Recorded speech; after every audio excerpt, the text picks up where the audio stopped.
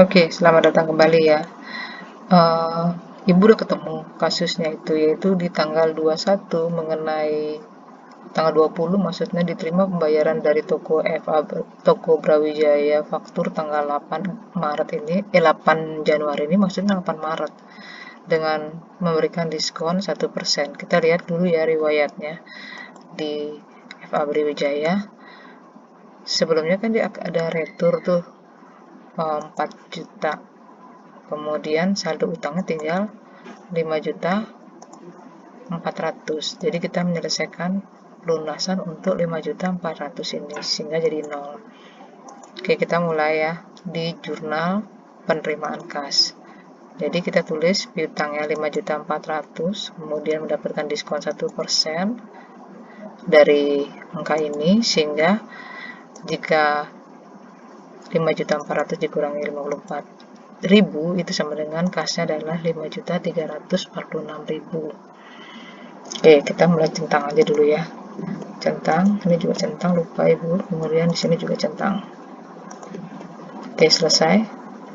Kemudian soal berikutnya yaitu tanggal 21 diterima nota kredit dari PT Sudirman untuk barang yang dikembalikan seharga 500.000. Berarti kita jurnal umum dengan, karena ini adalah menerima. Kalau menerima berarti mendebet utang dari si PT Sudirman, berarti ini retur pembelian.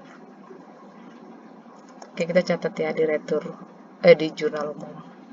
Kita catat jurnal umum tanggal 21 yaitu retur retur pembelian. Kalau retur pembelian, belinya secara utang berarti utangnya dikurangin, kemudian pembeliannya juga dikurangin dengan cara retur pembelian, di kredit jadinya sebesar 5 juta. Kita taruh di buku bantu utang karena ini ada riwayat dengan PT Sudirman. Kita lihat PT Sudirman di sini. PT di Sudirman berarti ada retur, kita tulis returnya ya.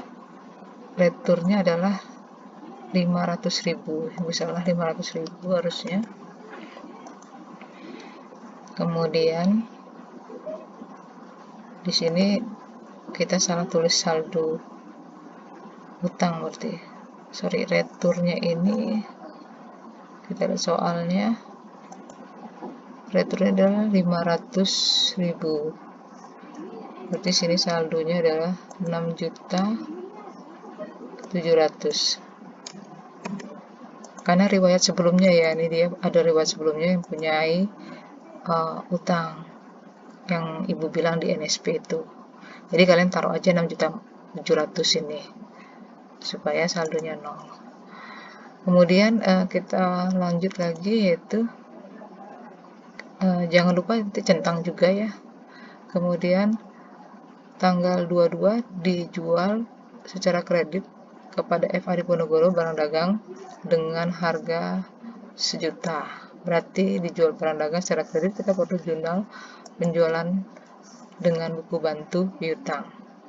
Kita catat di sini, kita catat vendornya dan tanggalnya, kemudian dapat piutang dan penjualan bertambah 1 juta. Kita lanjut dengan buku bantu piutangnya, yaitu Diponegoro.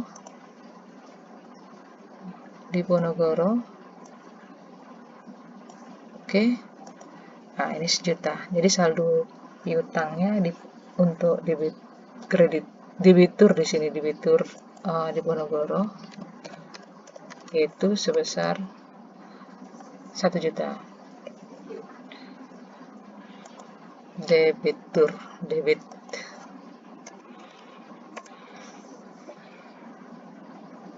Oke, lanjut soalnya.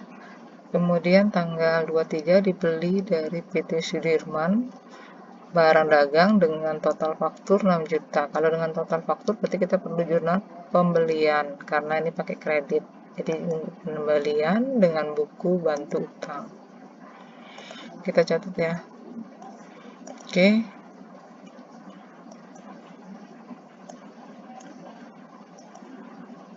Sudirman 6 juta. Kita catat di buku bantu utang Sudirman dengan total 6 juta. Oke, jangan lupa centang. Ini banyak yang belum dicentang. Kita centang di jurnal pembelian. Sudah. Kemudian lanjut soalnya. Di sini yaitu dibayar kepada PT Andalas utang kita 2 juta. Kalau kita bayar utang berarti keluarin kas. Karena ini ada riwayatnya dengan Andalas, kita buku bantu utang. Oke, kita keluarin. Kita catat tanggalnya dan vendornya PT Andalas. Karena kita bayar utang, berarti kita tulis utang di debit, kurangin, kemudian kasnya kita keluarin sebesar 2 juta. Buku bantu juga kita cari PT Andalas. PT Andalas. Oke. Kita tulis tanggalnya. Karena kita bayar utang berarti kredit. Jadi utangnya sisa 0. Lanjut soal berikutnya yaitu jangan lupa dicentang ya tadi itu. Dicentang. Di sini juga dicentang. Jurnal pengeluaran kas. Ini banyak banget mencentang. Sudah. Soal berikutnya yaitu soal tanggal 25 dibeli berkas dari PT Andalas Jakarta barang dagangan seharga 4.300.000. Berarti kalau dia beli berkas, kita hanya perlu jurnal gini dong. Apa namanya tuh? Pengeluaran kas. Tidak perlu buku bantu utang. Jadi kita hapus aja. Jurnal pengeluaran kas. Sekarang nggak ada utang sebelumnya. Kita perlu jurnal pengeluaran kas. Kita tulis di sini pembelian secara tunai di kas. Oke, nggak perlu buka buku bantu. Lanjut. Kemudian selanjutnya yaitu dijual berkas barang dagangan kepada PT Sriwijaya Bandung seharga 4.800.000. Karena ini juga jual barang dagang berkas, maka kita hanya perlu jurnal penerimaan kas saja. Oke, jurnal penerimaan kas. Kita catat dijual barang dagang berkas dari Sriwijaya, kita dapat uang kas sebesar 4.800.000. Kemudian kita dapat penjualan berkas 4.800.000. Nggak perlu pakai buku bantu. Kita lanjut lagi soal berikutnya. Dibeli dari PT Udayana barang dagangan seharga 4.200.000 secara kredit. Nah, ini secara kreditnya ini. Kalau secara kredit berarti kita pakai jurnal pembelian kemudian dengan buku bantu. Kita catat ya. Jadi pembelian secara kredit PT Udayana sebesar 4.200.000 saldonya dengan kredit utang 4.200.000. Kita perlu buku bantu PT Udayana, tulis tanggalnya. Oke, itu saldonya ya 4.200.000. 4.200.000. Ini tinggal di copy aja karena ini rumusnya belum copy. Sorry, ada pelunasan. Oke, 4.200.000. Centang gitu. Centang juga pembelian. Lanjut soal berikutnya yaitu habis PT Udayana, kemudian tanggal 29 dibayar kepada PT Udayana utang kita sebesar 1.800.000. Berarti kita menerima kas. Jurnal penerimaan kas PT Udayana. Sorry, kalau dibayar utang berarti kita ngeluarin kas. Sorry. Ini belum centang. Kita ngeluarin kas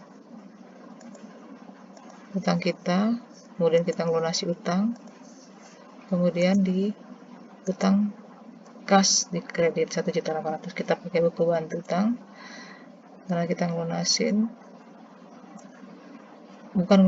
bayar setengah ya 1.800.000. kita centang juga di keluaran kas.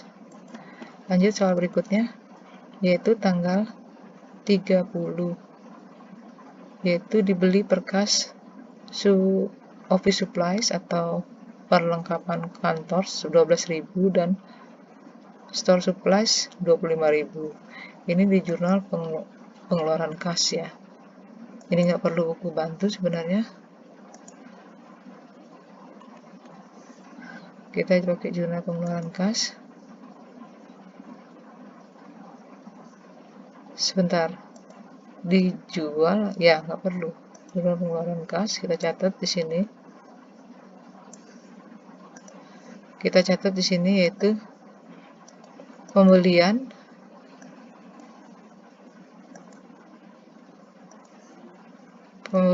perlengkapan, kemudian kita catat dengan perlengkapan kantor 12.000 dan perlengkapan toko 25.000. Saldonya di sini juga keluarin kas 12 dan 25.